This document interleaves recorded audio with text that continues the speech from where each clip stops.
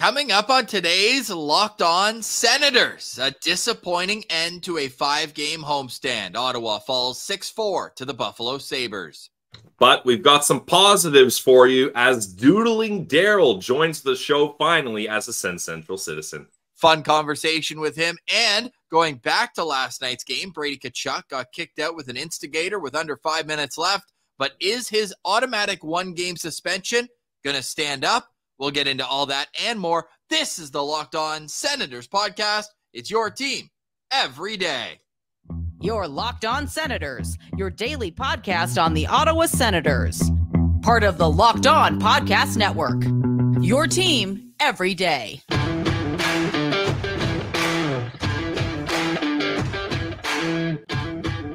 I'm Jake Sanderson, and you're listening to Locked On Senators podcast. I'm Tim Stützle, and you're listening to the Locked On Senators podcast. Welcome inside episode 902 of the Locked On Senators podcast. I'm Ross Levitan on the outskirts of enemy territory in Winnipeg, Manitoba, alongside Brandon Piller up in the Blue Mountains. You can follow the show on social media. We're at SensCentral on Twitter, LockedOn.Senators on Instagram. The show is free and available on all podcast platforms, including on YouTube, where a like, a subscription, and a comment go a long way. Today's comment, I want to know what's wrong with the Ottawa Senators after back-to-back losses versus Detroit and Buffalo at home. Today's episode is brought to you by the Game Time app. Download the Game Time app, create an account, and use code LOCKEDONNHL for $20 off your first ticket purchase. Today is Wednesday, October 25th, and Pilsy, where's your panic button? Well, Ross, in times like these, I'm going to look to veteran leadership and guys that have been through the grind of an NHL season many times over, and that person on the Ottawa Senators is Claude Giroux, and Claude Giroux said yesterday, it's not time to hit the panic button. So I'm not doing it. I know some people in the POSTCAST comments and chats were saying, Pilsy, enough of this, panic buttons in the drawer and things like that. It's time to smash it. Nope. Guys, it's just game 6 of 82. We can't start freaking out like chickens with our head cut off already. There's a lot of season left. I know this is when things get nervous, when you're leaning into those November days. But for now, I am not pressing the panic button. And maybe it wasn't the same way in Ottawa, but in Winnipeg, it was our first really chilly day. You could feel that winter breeze coming in. And that's where I felt, the November winds are here. And the winds have not been kind to the Ottawa Senators over the last number of years. So I do think there's an element of PTSD among Sens fans because they've watched this movie before. A strong homestand, an opening home game win in convincing fashion. That's 3 straight home opener wins for the Senators, but then they can't seem to string 4, 5, 6 performances together. And it was the two probably outside of the home opener, it was the 2 most important games of this homestand that they failed to come out and produce any results. Yeah, that's the thing. The game up against the Capitals, sure, that's a team kind of down in their luck. You want to beat them, but it's the division rivals and especially the Buffaloes and Detroits that kind of are at the same stage of exiting the rebuild as the Ottawa Senators are. So those are tough ones, especially, Ross, when you start looking at the stats and you're like, overall, the Senators did have good efforts in both of those games. It's just timely goals. You talk about the momentum goals, Ross. They were littered all over the place in both of these games and not able to get the right save at the right time. And look, I don't blame the goalies for either of these losses, but they certainly didn't steal any momentum for the Sens. And this is why analytics are a tool, but not the entire, what makes up a good hockey team. The expected goals percentage over the last 2 games, 57% for Ottawa last night, 55% for Ottawa against the Red Wings. And ironically, only 41% against Washington when they got a 6-1 win. So it's just doesn't always compute, but they just looked like they were down on their puck luck last night. And that's not the only thing that caused them to lose the game. I mean, the puck luck began with a disallowed goal. I mean, there might be a mark on the rafters at the Canadian Tire Center from that high stick on the disallowed goal early in the game by the Buffalo Sabres, but they had 3 tip goals. This to me described the game perfectly. Ottawa got a power play. Brady Tkachuk tried that move from behind the goal line where you bank it off the goalie and in. Just trickles through the crease and goes wide. Later in the game, Jeff Skinner did the exact same thing and scored on Anton Forsberg. Yep, and there was a couple posts hit by the Senators, a lot of good chances. But Ross, that first disallowed goal, that was the blueprint for the Buffalo Sabres game. Like you mentioned, they had 3 tip goals that ended up counting, and 2 of them in quick succession that put this game away.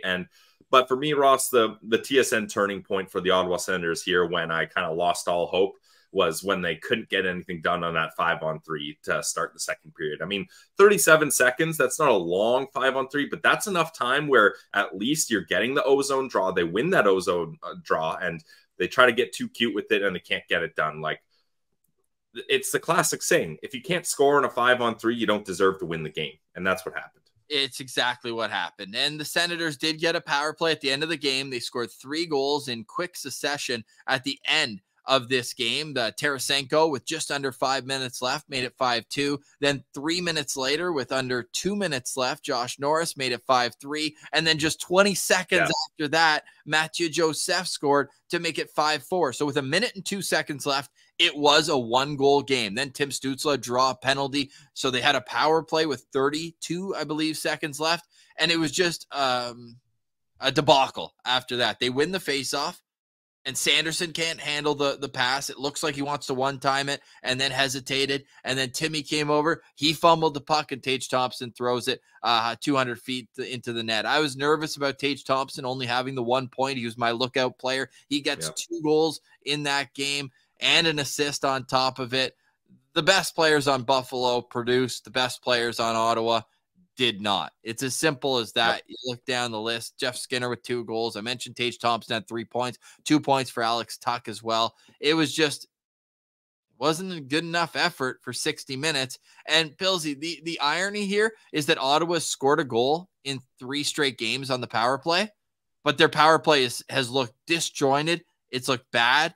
They've scored a goal in each, but they're still only 3 for 16 over that span. Like, they're drawing penalties, they're moving their feet, they're doing things that are allowing them these opportunities, but they don't have that killer instinct so far over the last couple of games, where it just feels like they're not crisp. And it's kind of frustrating to watch, because we've seen it before, these one-touch passes that are allowing open lanes, and everything looks in sync. There was a lot of incomplete passes by the Senators last night. Yeah, and I think I mentioned it in the postcast last night, Ross. I think this is the perfect time to start a road trip. Like, it seems like they need to get away, and they need to kind of have things shaken up here. So I think hitting the road, going to Long Island, then going to Pittsburgh, I think that'll be a good mix-up for this team to kind of hit the reset and start on a clean slate here. The Ottawa Senators outshot their opponents in the last 2 games against Detroit and Buffalo, 104-71. They had 33 more shots than their full game worth. They averaged 33 shots a game.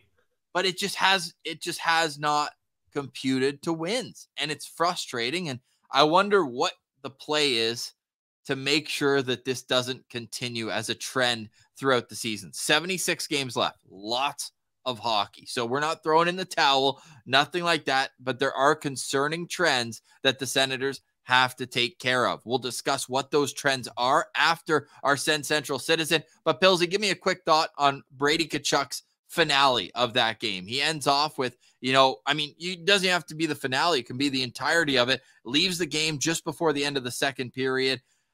And he comes back, and everyone breathes a sigh of relief. And what does he do? He gets into a fight at the end of the game. It was a back and forth. He went after Tuck. Tuck kind of clipped him when he wasn't looking, and away they went. What was your takeaway of all that? It was in the last 5 minutes. Brady got an instigator, but Bruce Garriock reporting this morning, it has been rescinded. So Brady Tkachuk will not serve what would have been an automatic 1-game suspension. I mean, the Senators and Sens fans escaped disaster twice there. Like, the shoulder injury looked legit. Like, anytime a player is doing a yard sale of their equipment and getting off the ice and going right into the room, that's never a good sign. Sens fans have seen that too many times. So, crisis averted on that one because he comes back. And then he gets in a fight. So you're like, how's that bum shoulder going to look when he's throwing haymakers at a guy and possibly receiving some? But Brady knows how to take care of business. He takes down Alex Tuck. But I think the key to this, Ross, is Brady was very frustrated. Obviously, that's an emotional fight. That's not like a Showtime center ice type of fight. That's, I'm pissed off and I'm going to get some of this frustration out. But the key was he goes to Alex Tuck and he gives him the look like, I'm coming after you. Are you ready for this? And he shakes his gloves and Alex Tuck gets ready and then they engage in a fight. So, like, if Brady doesn't do all those things, maybe that suspension does stand. So I think that was, even though it was heat of the moment for Brady, he has the wherewithal to make it clear and show signs that he's giving Alex Tuck the opportunity to accept the fight and not have to worry about that suspension. So Brady Tkachuk will be in the lineup. Tkachuk is already up to 34 penalty minutes in 6 games this season. I mentioned the end of the second period when Brady got hurt. Something else happened at the end of the second period. Yeah. DJ Smith walking by Eunice Korpisalo said, "You're in. Anton Forsberg's out." But nobody told Anton Forsberg. He shows up into the net at the start of the third period. And it's like, come on. Can we not have a level of communication? I know you guys discussed on the postcast, but like, that can't happen. Like, that just cannot happen in the National Hockey League. That is, it's unprofessional, really. I would have almost left him in at that point, just so that there's not the walk of shame from Anton Forsberg to the bench. And it's just like, I don't know, maybe I'm being soft on the goalies, but like, come on, like, let's clean it up. I don't care if you're going to pull him, but like, here's the other part of that. Like, doesn't Korpisalo go through like a stretching routine at intermission? Like, they had 18 minutes and nobody coordinated that Korpisalo was going to start the period. Yeah, Ross, it's more like, for people that aren't goalies or Sens fans, they may be looking at this and being like, this is a huge nothing burger. You guys are blowing out of proportion. But it's more peeling back the layers of what this actually means and what this actually shows. If you can't have the communication within your team to tell the man that's playing goal, he's your goaltender, he's been playing the first 2 periods. If you don't have the ability to communicate to him that he will not be playing the third and that the other goalie will be playing, where else are these miscommunication lapses happening? Like, that is a simple thing to get done. So if that's not getting done in moments like this, what else is happening behind the scenes that we're not aware of? We'll discuss those trends after our SensCentral Citizen, which is next. You're listening to Locked On Senators. Today's episode is brought to you by our friends over at eBay Motors. Guys, the Sens are hitting the road, and if you're hitting the road to follow them on their tour, you better make sure your car is ready to roll. And with passion, drive, and patience, that's what brings home the winning trophy, and it keeps your ride or die alive.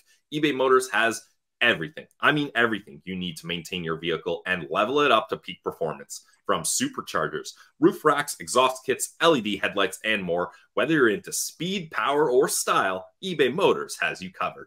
With over 122 million parts for your #1 ride or die, you'll always find exactly what you're looking for. And with the eBay Guaranteed Fit, your part is guaranteed to fit your ride every single time, or you get your money back. Because with eBay Motors, guys, you're burning rubber, not burning cash. With all the parts you need at the prices you want, it's easy to turn your car into the MVP and bring home that win. Keep your ride or die alive at ebaymotors.com. Eligible items only, exclusions apply. eBay Guaranteed Fit only available to U.S. customers. Check it out, eBay Motors. Today's episode is also brought to you by our good friends at the Glebe Central Pub. You can visit them at 779 Bank Street, right in the heart of the Glebe, and let them know that Locked On Senators sent you. The Glebe Central Pub always has great events going on, whether it's open mic. They've got lots of fun things going on. Even the Darts League is going on there. Darts tournament on it happened last Sunday. It was a ton of fun. Cash prize. Always stay tuned for all the different events that they have there. They've got live music coming up on November 4th, November 11th, November 18th, and November 25th. They've also got quiz trivia at the Glebe Central Pub. Monday is wing night. Every Monday, 5 p.m. to close, 75-cent wings with the purchase of a drink. The Sens bus, it was a successful road homestand for the bus. Now the Sens are on the road. The next bus is November 2nd against the LA Kings. So go get your tickets for that online at GlebeCentralPub.com. You can also visit the Glebe Central Pub, Glebe Central Pub, 779 Bank Street, right in the heart of the Glebe.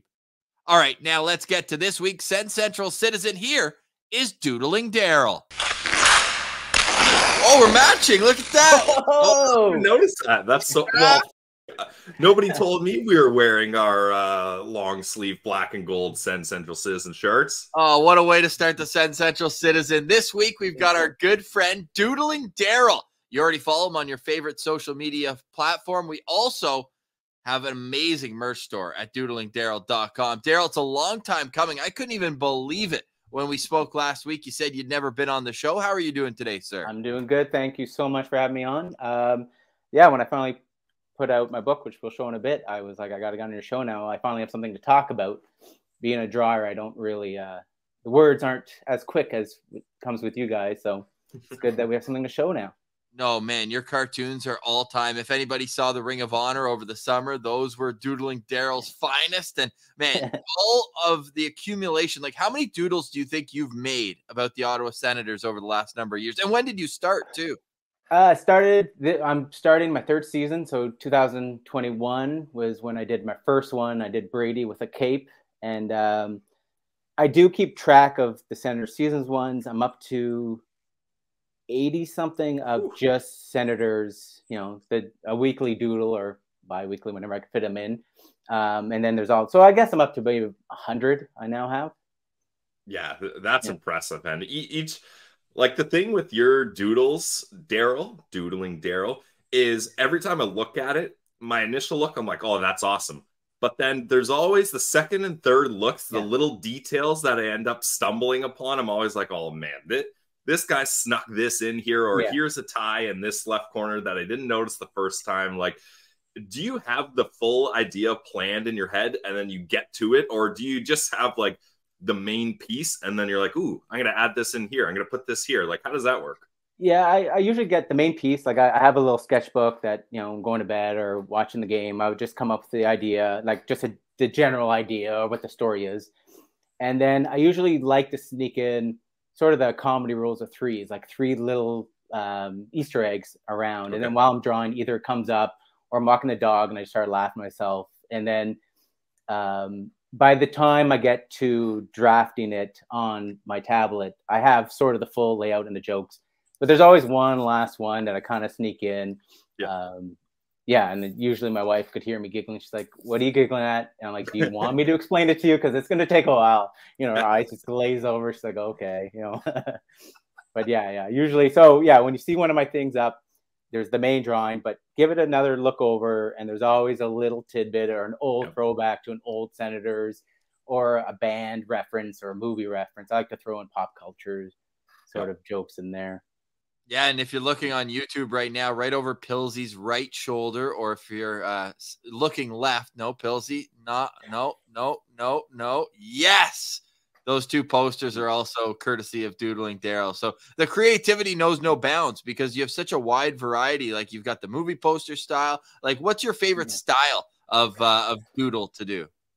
My favorite one for anyone who grew up, any kid who grew up in the 80s and 90s. I grew up reading Mad magazines. There's a couple of artists in there. Mort Drucker is my favorite. So that's sort of what I want to sort of emulate. He's the reason why I put little Easter eggs, because all his satires and movies, there's always little jokes or he writes little notes. And when you see it, you feel like it's a conversation between you and the artist. So I like to emulate him. When I grew up, also the Montreal Expos had this great cartoonist. He would put up little ones of Bill Lee or Larry Walker, and every Sunday in the newspaper. And so often, even being here in Ottawa, I would get to see him. I just love that you can take sports and drawings. And then when I was, obviously it's all when I'm a kid, but there was a hockey news and there was a guy who used to always draw the goalies with these ridiculous pads. And it was in the back of this magazine subscription my grandparents gave me. And once a week, I just couldn't wait to flip it backwards and just see this guy's drawing. It was just a really one bad pun, but I just could stare at it for hours. Obviously, I'm just really into cartoons, but those are sort of my influences on the center stuff. I read graphic novels and comic books, and even down to Calvin Hobbes. Like it's all Nice. It's all married in sort of what I'm trying to do. But I'm still trying to learn to draw like Mark Drucker. Basically, all this is me just practicing. Yeah, I feel like a lot of that nods to the 80s and 90s, like you said, like where graphic novels, newspaper comics, all those kinds of things were definitely more forward in pop culture. Now, I want to stick on the doodles and everything, but I mean, we're 5 minutes into our SensCentral Citizen, and Ross, we forgot our initial question here. So we got to dive deeper into Darryl himself, not just the doodles. Darryl, how did you become an Ottawa Senators fan? The day was when Montreal Canadiens played against Detroit Red Wings, and they hung out Patrick Roy to 9 goals or 7, or whatever it was, where he waved to the fans, he waved to the ownership, and he left. I was St. Patrick. That was my team. I still, even when I do doodles that have Montreal on there, you'll see some very historical Montreal Canadiens stuff because I grew up just idolizing Montreal. We didn't have a team yet. And then Ottawa was in the league. I didn't really follow them because I was young, and everyone from Ottawa, you're influenced by your parents. My dad was Montreal, or your Toronto fans. But then when Alfie started the first playoff run we did, that just hooked me. I had a radio on at the gas station down in Cumberland that I used to work at, and just that last week or frenzy where we finally made the playoffs, I just fell in love with the team. Jacques Martin was he lived in Rockland, so he would come to the gas station, and I would just hide in the back and just stare at him, and then and just that first playoff series against Buffalo, I think it was at game 2, last row, and just the stadium, the sound that Ottawa could make, and when you're, I guess I must have been 18, 19, but it was just this overwhelming, like, wow, this is our city, we're in the playoffs, we have all-star talent. And then it just snowballed from there. Who's your first favorite Ottawa Senator? I loved Damien Rhodes. Nice. My buddy liked Tugnut, but I didn't like Tugnut because he came from Quebec Nordiques, and from being a Habs fan, I just couldn't cross that line. Gotcha. But in retrospect, Tugger was a great choice. Then it was Marian Hossa, Chera, and then the one that reignited, because you go through stages, like you become a fan, life goes on, but then Carlson just brought me back in of super fandom, where I was like, this guy is our captain. I want to be his best friend. He was just, we've never seen a talent like that on ice. To go down and to see someone play on Palladium Drive of that stature, it just, I think Carlson, now it's Brady is my favorite player ever, closure room, but Carlson was the mustache. He was just a personality. Like, I'm very attracted to a personality on ice because I can doodle a lot with it. But Carlson was just that first, larger than life figure that we had. Yeah, he certainly was. Like, I love Alfie, but Alfie was the next door neighbor who is just a great guy. Like, he doesn't. Yeah, he's very that, calm and collected. Yeah. Hope you're enjoying our chat with Darryl. We'll get right back to it, but first, a word from our friends at Game Time. Yes, Game Time is the best place for you to get last-minute ticket deals. Buying tickets to your favorite events shouldn't be stressful. Game Time is the fast and easy way to buy tickets for all your sports, music, comedy, and theater near you. With killer deals on last-minute tickets and their best price guaranteed, stop stressing and start hyping. Forget planning months in advance. Game Time has deals on tickets right up to the day of the event. If you feel like, hey, I've got the night free, I want to go to a Sens game, no problem. Check out Game Time and you can find tickets there for sure. The Game Time guarantee means you'll always get the best price. In fact, if you find tickets in the same section and row for less, Game Time will credit you 110% of the difference. You get images of your seat before you buy, so you know exactly what to expect when you arrive. Buy tickets in matter of seconds. 2 taps, boom, and you're set. You got the tickets right to your phone, and you never have to dig through your email or bust out the old printer. So snag tickets without the stress with Game Time. Download the Game Time app, create an account, and use code LOCKEDONNHL. you're going to get $20 off your first purchase. Terms apply. Again, create an account, redeem code LOCKEDONNHL for $20 off. Download the Game Time app today. Last minute tickets, lowest prices, guaranteed. Today's episode is also brought to you by Shawarma Palace, Ottawa's only place to go for shawarma since 1997. Shawarma Palace started with one store, and now they've got 7. They're also exclusively available for delivery with Uber Eats. I always get the platter because I know that it's not one meal, it's probably 2. And I've got the garlic sauce in there with the roasted potatoes, so delicious. And that's only a quarter of the platter because they've also got the hummus, they've got the salad, they've got the rice, they've got the chicken, all right in one beautiful platter that you need to use 2 hands to carry around. If you're on the go, grab a sandwich as well. The chicken wrap, the falafel wrap, the beef wrap, all of it is always fresh at Shawarma Palace. So go head on social media, Shawarma Palace Ottawa, and go check out all of their 7 locations. Go eat like a royal today. Go eat at Shawarma Palace. All right, now back to Doodling Darryl. You mentioned Tugna, Damian Rhodes, iconic goalie masks. We talked about it in a Ring of Honor of best goalie masks. Have you ever thought about designing goalie masks? Like, is that something that that you would dabble in? I feel like that's the perfect blend of your doodles and hockey coming together. I would love to. I think back in the old days, it used to be airbrush, right? So you have to be an airbrush artist, and I tried using airbrush, but now that's digital. Like, yeah, if there is a goalie out there that wants a very unique helmet, drop me an email. I would love to. I'm trying to get back into shinny hockey. If I give you my blank black mask, let's make that happen. Well, if you're wearing it on your shirt, it would just be the positive Pilsy right in the front. For those watching on YouTube, this is my custom positive Pilsy shirt that Darryl made only one of and sent to me. What a guy. I love it so much. That's great. I do want to say, since it's a goalie-friendly show, that's Doodles' hometown, Cumberland. This isn't This isn't 1970s. They just had no lefty gear, so I had to rent the old like that trap. It never closed. It was like a phone book. So how mad are you every time that I say goalies catch the wrong way?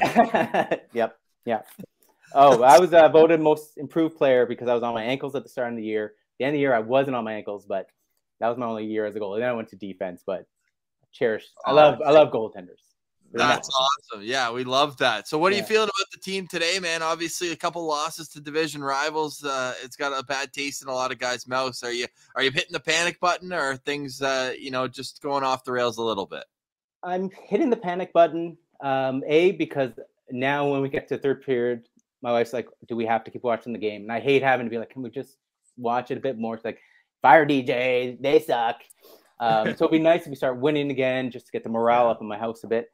And it's panic too, because even in the book I just put together, there's a whole section called Novembers, because the last 2 seasons were Novembers killed us. And I was like, you know what, I'm going to do the book now because that's behind us. That's not going to happen again this year. And next week is November, and we're on a losing skid. We're going to play overseas, which we all know what happened last time. Like, it's just not, it's very unsettling what's happening right now. I'm very superstitious. I had a new jersey this year, and now I started wearing it, and we're on a losing streak. I keep buying these cursed jerseys. Like, nothing is going right. We need something to change. I'm with you, Darryl. I've been trying switching up my socks that I wear on game day, different hats, settling in to watch the game right before puck drop, getting there early, and I'm talking about on my couch for this. Just like anything I can do to switch things up, and I seem to be cursed as well, buddy. Wait, Darryl, what's the most cursed jersey you have if you've got a collection of them? It would be my Carlson 2018. Like, I have the Heritage one that I got after the run, and that jersey, it's when we went to the home opener, my wife was like, which jersey is it? I'm like, well, wear the Carlson one because it looks nice. But then the O is so stained and rotten and just smells of sadness. Like, I took it out and it's like, we're going to put that back in. Like, I'm not going to wash it because that's, it holds a season of terrible memories, and you kind of want to keep that within the fabric. But that's my most cursed one. And I thought before last year, November, you guys switched it up. So I switched it up, and we all went old jerseys, and I brought it out, and that just made things worse. So I don't think I'll be sporting that. We're gonna have to think of some new juju to mix in here over the next week. Yeah. We're all trying. We're trying. We're doing our part. We are. Yeah. How many games do you get to each year, Daryl? Maybe 2. It depends. Like there's some seasons I get to maybe 5 or 6. Last couple of seasons, thanks to you guys, maybe 2 or 3 when you guys have parties. Anybody out there, if there's a boots on the ground, go. The first year I went alone and I was like, I'm just gonna be a wallflower, but everyone's a wallflower there, and no one cares if you're talking to them or not. Walk up, say hello. By the season opener, I was just going up to people and touching. I love jerseys. I love feeling everyone's jersey. When it was a CCM, can I touch it? I was just walking around. Everyone's so friendly. So if I accosted you at one of these parties, I apologize. I'm just really into your gear. But yeah, so the boots on ground I'll always go to. And then now that I do the doodles, anybody who needs to figure out a gift for me, I just get tickets, so it's great. Everyone's like, what do you buy, Daryl? Oh, let's get him a couple tickets. We love it, man. That's how we got you the home opener too this year. Now we want to get into your book a little bit because it is really cool. And I was saying, man, like anybody who's like trying to raise a kid to be a Sens fan, like this is the #1 bestseller, the Ottawa Times bestseller. It is called the Sensationally Unparalleled Compendium. Brought to you by Doodling Darryl. And if you're watching on YouTube, he's got a copy right in front of him. So the inspiration, I'd imagine, is you just have all these doodles and you need a place for them to live. Well, yeah. So I have every page is chock full of doodles and drawings. I didn't know what to do with them. I was like, how do you put a book together? Do I just do a chronological, like, the Sicko series is in there? Nice. But when I tried putting it all together a couple times, I was like, it's kind of not boring, but it just doesn't make sense because my doodles aren't like tonight we won 5-3 and Brady scored a goal. Like it's kind of these abstract storylines, Zub, or like Zub's a metal man. Why is he? Anyways. Then when I started reorganizing them, I was like, well, the last 2 seasons are broken up into these chunks. Like I had this chunk of, like we talked, November's, where the last 2 seasons, it was just terribly sad, depressing drawings of us losing, almost dead last, the Sens sicko walking away, throwing out his stuff. So I was like, I can kind of put it together like that. And of course we have the we want playoffs at the end, meaningful games. So I was like, I think I kind of have something if I kind of create these storylines that were interspersed throughout the last 2 seasons. So it starts off with a player profile. Every player I've done, like here's a whole Suzel spread of different ones. I have little write-ups, and then I go into the seasons. And then I remember someone wrote on Reddit once, I hope he puts something together where he explains or he points out the little like tidbits or like, cool. Am I laughing at the right thing? So then I was like, okay, so if I organize them that way and I just put little legends of like, here's, this one again, I guess my book always pops open there, but then I have like the Deadpool, like I kind of explained visually what the references are. And then you can pick it up from there, a little blurb on like when it was drawn. And then basically I just put it together like I was 13 years old of what I would want to see when I picked up a book where I love, when you're that age, it's large. When you're my age, the players are younger than you, that mystique is gone. But when you're a kid, it's just, these players are large in life. And so when I draw, I try to make them into their own cartoons. And as a kid, how would I want to just kind of look at this book? And it's kind of one of those books you can just pick up, flip open a page, look, put down. It's not, it's not a, although I feel like it's a perfect coffee table book, Daryl. It's something you put on your coffee table, and if you're just hanging out waiting for dinner, you can flip through it and kind of reminisce. And I flipped through the digital copy you sent us this morning, and I found myself just smirking at every page, being like, "Oh yeah, I kind of forgot about the Sens sicko, yes, ha ha ha era, or the apple fritter sensation when Chikrin came in, and just little things like that to someone who's not a Sens fan, you're like, what is this? I don't understand this. But for Sens fans, it's like that really hits home and it brings you back to that time. So that's definitely something where you're going to want the hard copy so you can flip through it and see it and admire it. Now, final question for me, Daryl, is I want to get more of a sense of the the time and effort it takes to do all this. So you mentioned you do all these on your tablet. So I imagine you it's like an iPad and you have like a stylus. Yeah. So it's just Apple Pencil, my iPad, but it always starts in my little book. Like these are just, okay. You know, I do just little doodles. This is at cottage time, but nice. So I sketch it out just for the idea. And then once I get the composition, when I started doing these, I wanted it to be like after a game, 3-4 hours, but I get carried away. So now it's maybe each one 8 hours that I try to break up into like 4 hours, you know, drawing. Like the pencil takes the longest time. Then the next night I'll ink. But I try to keep it under 8 hours, but that's not a full sitting down 8 hours, you know, like that'd be during the game one night, finishing off early next morning. Yeah, I've been getting way more. Even if you look through all my doodles, they're getting more and more condensed, and more people are showing up. And you know, where I first started, I just want to do 2-person. So it's, anyways, 6 to 8 hours, I would say.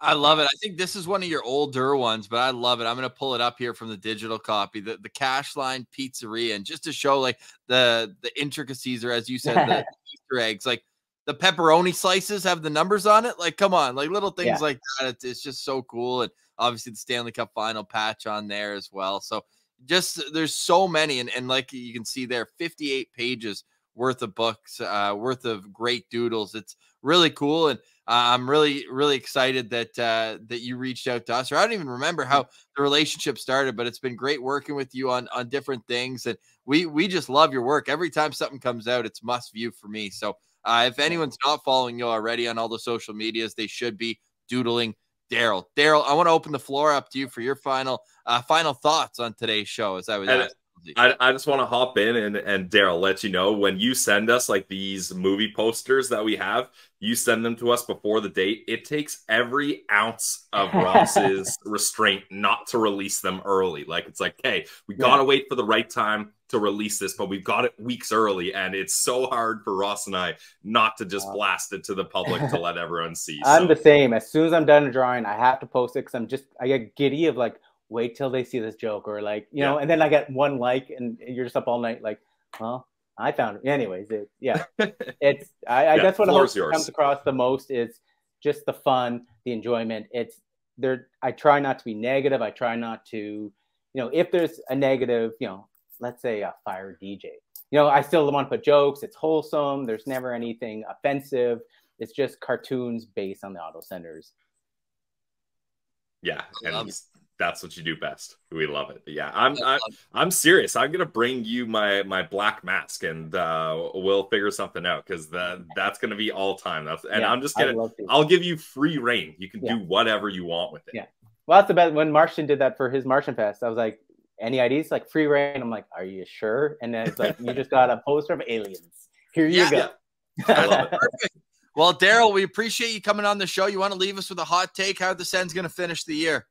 It's going to be exact same as last year. After November, we're going to get hot, and then the pressure is going to be off. I mean, Sanderson was so hot last night. You better be talking about him on your show. Like, there's so many good glimpses of this team.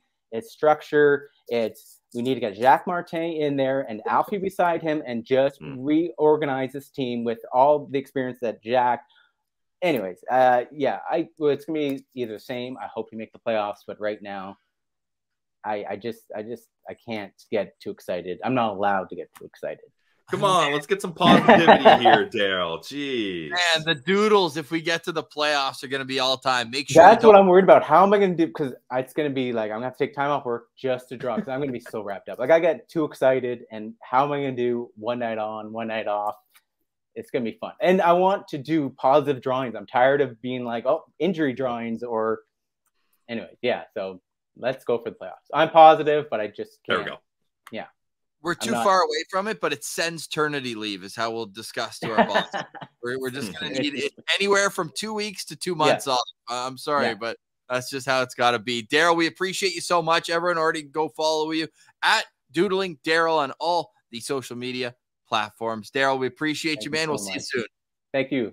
Stick taps to Darryl for joining us. Really fun conversation with him, and go get that book. I'm telling you, that's one that's going to sit on the nightstand, sit on the coffee table for years to come.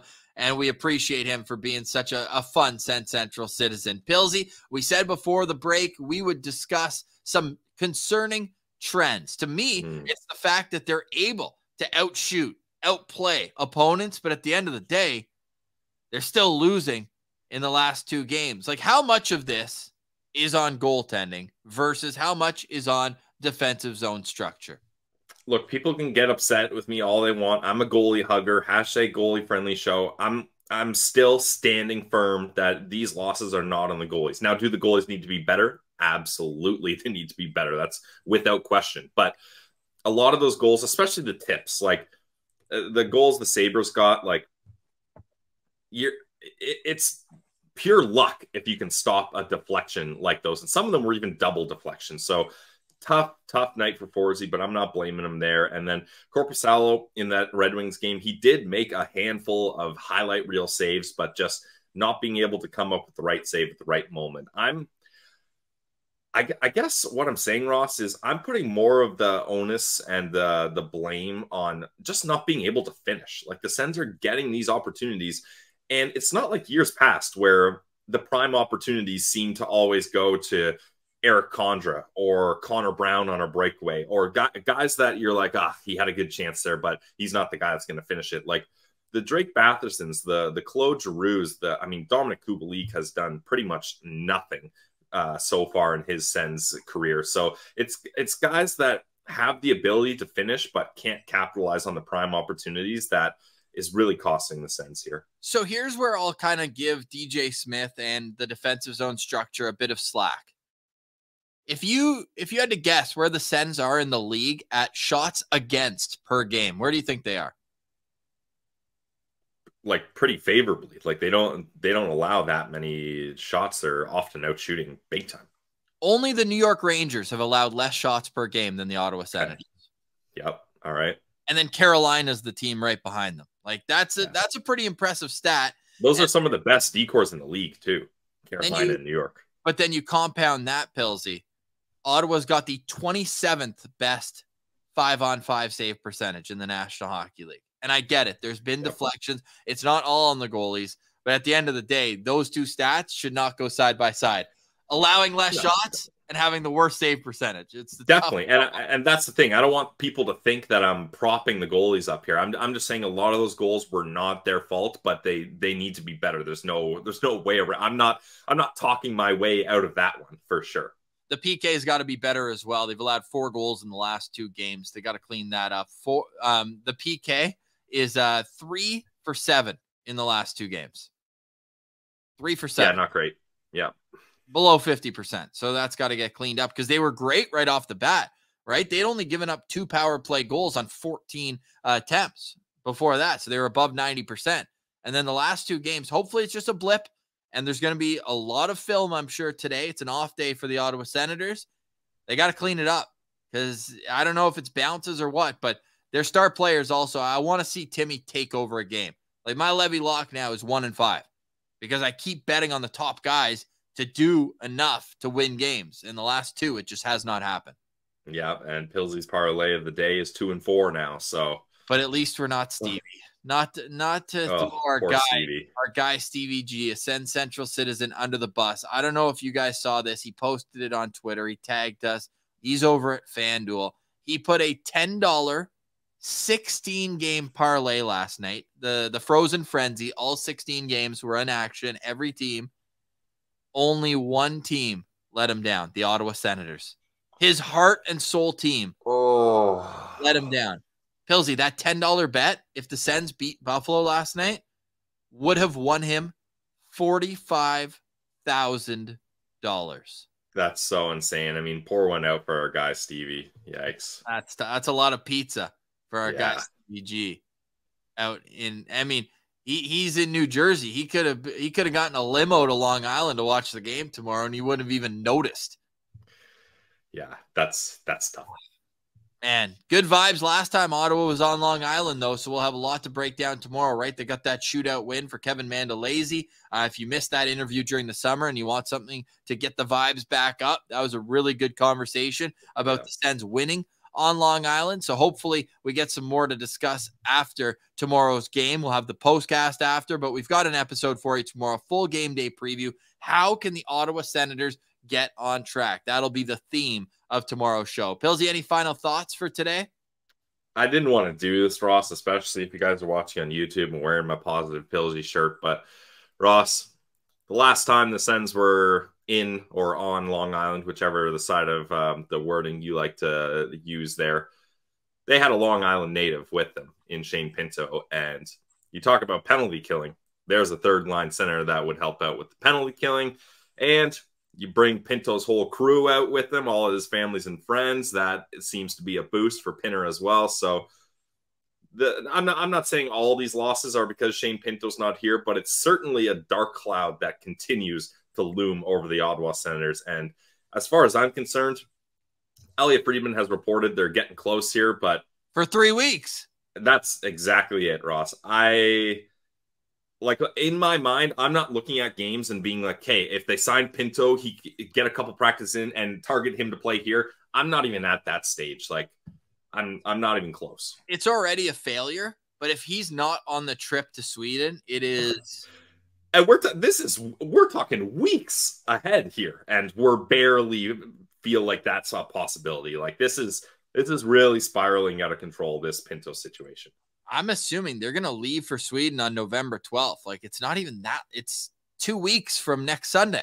Like, it's not that long until something has to happen. And it's tied to the GM in the future. Like, every time they show, my final thoughts, every time they show the Senators management suite, doesn't it feel like there's a connection with Andlauer and Steos? And then it's like Dorian's just like over to the side.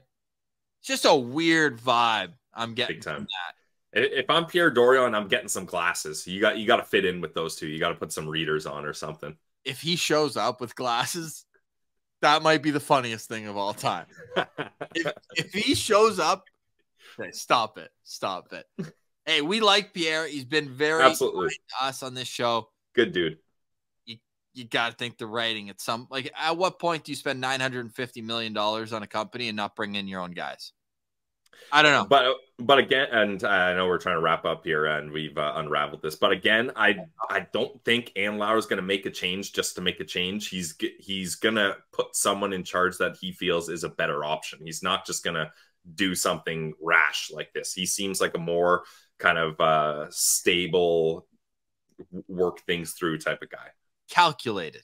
Yes, that's actually the word I was looking for. Thank you. Yes. Calculated. Well, I'm doing some calculations and another Locked On Senators in a matter of hours. We will chat with you tomorrow. It'll be a game day for the Senators. Believe it or not, Pillsy, it will be just their second road game of the season tomorrow on Long Island. They play Long Island on Thursday and then Saturday against the Pittsburgh Penguins. So a pair of old friends, Jean-Gabriel Pageau tomorrow and Erik Karlsson on Saturday.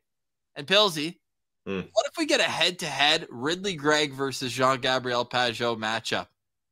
I think we might.